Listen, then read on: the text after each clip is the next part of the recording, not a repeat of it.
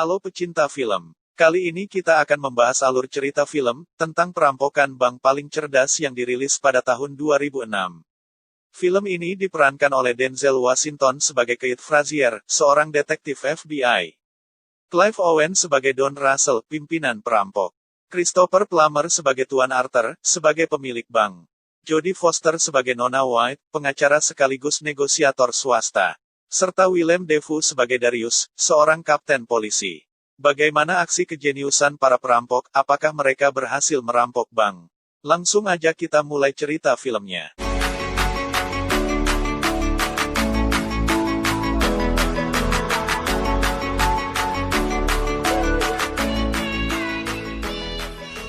Film diawali dengan Don yang sedang memperkenalkan diri. Ia menceritakan sedang berada di ruangan yang sempit seperti di sel penjara. Sejak kapan ia ada di sana dan mengapa ia ada di sana. Kemudian scene berpindah ke sebuah mobil van yang sedang menjemput seseorang yang memakai baju pekerja cat. Van tersebut kemudian berhenti di sebuah bank. Mereka masuk ke bank dengan menyamar sebagai pekerja tukang cat. Para pekerja mengeluarkan peralatannya. Don masuk ke bank dan melumpuhkan kamera CCTV dengan sinar infrared. Teman-temannya pun masuk dan mengunci pintu bank dari dalam. Lalu melempar bom asap dan menyuruh seluruh yang ada di dalam untuk tiarap.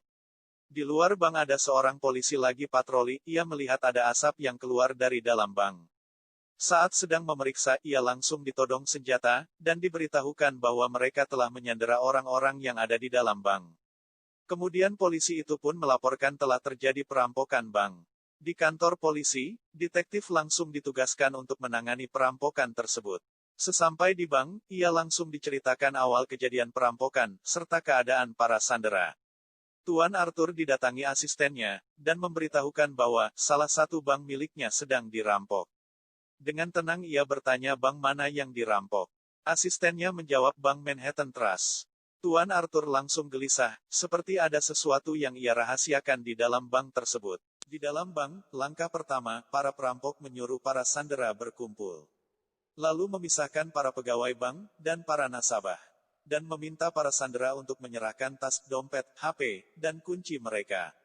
Kemudian memisahkan sandera laki-laki, dan perempuan. Lalu menyuruh para sandera mengganti baju mereka, dengan baju yang telah para perampok siapkan. Berupa baju dengan model yang sama.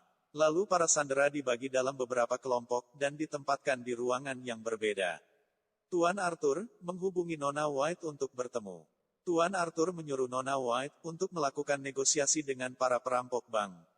Karena di dalam bank tersebut ada kotak depositnya yang sangat berharga. Tuan Arthur ingin agar tak seorang pun menyentuh kotak depositnya, baik para perampok maupun polisi.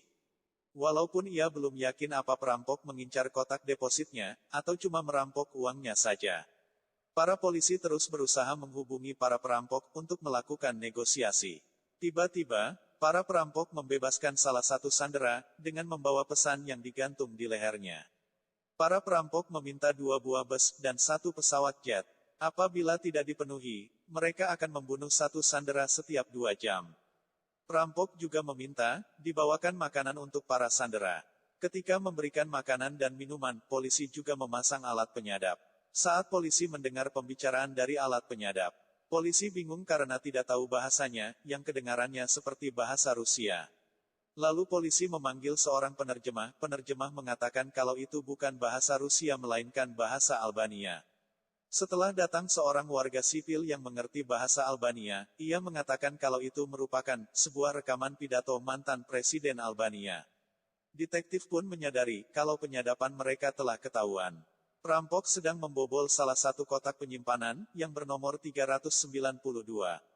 Di sisi lain perampok yang berada di gudang penyimpanan sedang mengerjakan sesuatu. Detektif kedatangan wali kota bersama Nona White. Wali kota meminta detektif untuk memberi izin Nona White bergabung untuk bisa bernegosiasi dengan perampok. Di malam harinya, detektif mengatakan kepada Don kalau Nona White ingin berbicara dengannya. Nona White meminta ingin bertemu langsung dan masuk ke dalam bank, Don pun mengizinkannya masuk. Saat di dalam bank, Nona White menawarkan kalau Don menyerahkan diri ia akan diberikan uang $2 juta dan cuma akan ditahan 3 tahun. Don menolaknya, dan menanyakan Nona White bekerja untuk siapa, dan tujuannya ingin bertemu dengannya. Namun Nona White mengatakan, kalau ia tidak bisa memberitahukannya. Lalu Don menceritakan, sebuah kisah tentang seseorang yang mendapatkan uang, dengan bekerja sama dengan Nazi, dan mengkhianati negaranya. Dan dengan uang tersebut, ia mendirikan sebuah bank. Nona White pun tahu, kalau Don memiliki apa yang diinginkan Tuan Arthur, dan menanyakan bagaimana Don mengetahui semua ini. Ketika keluar, Nona White ditanyakan oleh detektif apa yang mereka bicarakan. Namun Nona White enggan memberitahukan kepada saat sedang duduk dengan kapten, detektif menyadari kalau para perampok mengulur-ulur waktu mereka. Dengan meminta disiapkan sebuah pesawat. Detektif pun langsung menghubungi perampok dan mengatakan kalau permintaan mereka sedang disiapkan. Detektif meminta diperbolehkan masuk untuk memastikan kalau para sandera baik-baik saja. Detektif masuk ke bank, dan diajak jalan-jalan melihat kondisi para sandera. Setelah itu detektif pun keluar, dan diantar oleh Don. Saat sampai di depan pintu keluar, detektif mencoba melumpuhkan Don, dan ingin membuka penutup wajah Don. Namun tiba-tiba datang perampok lain, dan menodongkan senjata kepada detektif. Don merasa, detektif telah melewati batas, karena mencoba melumpuhkannya. Don pun menelpon detektif, dan mengatakan untuk melihat ke jendela lantai 2. Di sana, para perampok sedang bersiap mengeksekusi salah satu sandera. Dan, detektif terkejut dengan apa yang ia lihat, dan segera menghampiri bank. Detektif mempertanyakan, kenapa mereka membunuh sandera. Don meminta detektif untuk segera memberikan permintaannya. Kapten langsung menghubungi atasan, memberitahukan ada sandera yang dibunuh. Atasannya langsung ke TKP, dan merencanakan penyerbuan ke dalam bank. Pagi harinya, penyerbuan akan dilakukan. Di sisi lain, terlihat detektif yang sedang ngobrol dengan seorang ofisir polisi. Ketika sedang ngobrol, detektif menyadari sesuatu. Detektif pun langsung memeriksa laci yang dikirimkan perampok saat meminta tuntutannya. Detektif menemukan alat penyadap di sana, dan langsung menghubungi kapten untuk membatalkan penyerbuan. Karena para perampok mengetahui rencana mereka. Kapten tidak mempedulikannya, ia akan tetap masuk ke bank. Mengetahui polisi akan menyerbu, para perampok langsung menjalankan rencana mereka selanjutnya. Don lalu melempar bom asap. Kemudian mengeluarkan para sandera, dan menyuruh para sandera ke lobi utama. Para perampok lalu menyimpan senjata, dan berbaur dengan para sandera. Di pintu keluar, terlihat bom meledak. Tiba-tiba para sandera, berhamburan lari keluar. Polisi langsung menembak dengan peluru karet, dan menyuruh untuk tiarap. Detektif pun langsung lari ke bank. Dan mengecek para sandera, yang sedang diborgol. Kemudian detektif bersama pasukan polisi, masuk ke bank mencari para perampok. Setelah seluruh ruangan bank digeledah, polisi tidak menemukan para perampok, dan mayat sandera yang ditembak. Mereka cuma menemukan HP di ruangan besi, dan senjata di salah satu ruangan, yang merupakan senjata mainan. Lalu baju para tahanan yang berada di gudang penyimpanan, dan alat eksekusi pura-pura, yang artinya, tidak ada sandera yang terbunuh. Serta, yang anehnya lagi, tidak ada uang yang hilang. Detektif menyuruh agar seluruh para sandera dibawa ke kantor untuk diinterogasi. Setelah detektif menginterogasi seluruh para sandera, tidak ada satupun keterangan yang dapat memberatkan salah satu sandera untuk dicurigai sebagai perampok.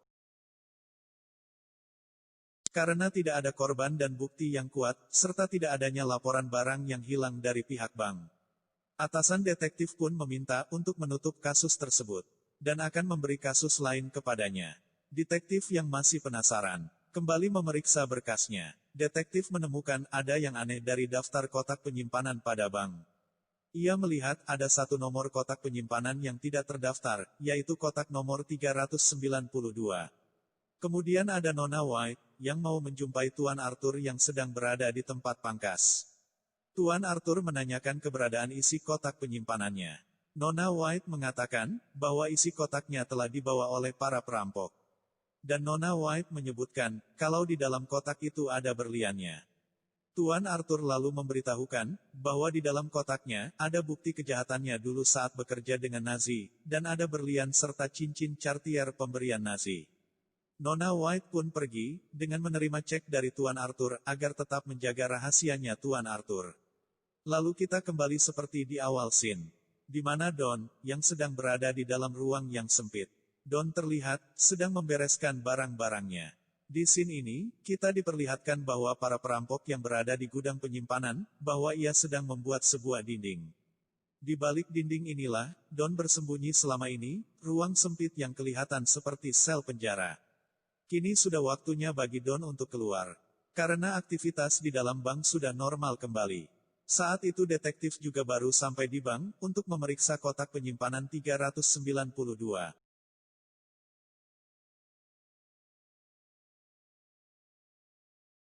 Ketika Don berada di lobi, ia berpapasan dengan detektif, dan terlihat Don sengaja menabrak detektif. Di luar bank, teman-teman perampoknya sudah menunggu Don. Mereka pun pergi dengan membawa berliannya. Detektif lalu masuk ke ruang penyimpanan. Setelah kotak penyimpanan 392 dibuka, ia mendapatkan ada permen dan sebuah kotak cincin serta kertas bertuliskan "Ikuti cincin ini". Berkat petunjuk dari cincin tersebut, detektif lalu menjumpai Tuan Arthur di kantornya. Tuan Arthur berterima kasih kepada detektif, karena telah melakukan tugasnya dengan baik. Tetapi detektif mengatakan sebaliknya, ia gagal dalam menangani kasus perampokan tersebut, karena tidak bisa menangkap para perampok. Lalu detektif menanyakan tentang kotak 392, dan menyinggung bagaimana Tuan Arthur memulai usaha banknya. Dan detektif mengatakan kepada Tuan Arthur, akan terus menyelidikinya sambil memperlihatkan cincin Cartier yang ditemukannya di dalam kotak 392. Lalu detektif menghampiri Nona White, yang sedang makan malam bersama wali kota. Detektif memperlihatkan cincin kepada mereka, dan mengatakan ia mendapat petunjuk baru, tentang seorang penjahat perang yang tak lain adalah Tuan Arthur, kliennya Nona White. Kemudian scene berpindah, di mana detektif yang sudah pulang ke rumah. Saat sedang menyimpan barangnya, detektif menemukan sesuatu di dalam jasnya. Saat diperhatikan, itu adalah sebuah berlian. Detektif pun teringat akan seseorang yang menabraknya waktu di dalam bank. Detektif baru menyadari kalau yang menabraknya itu adalah Don. Film pun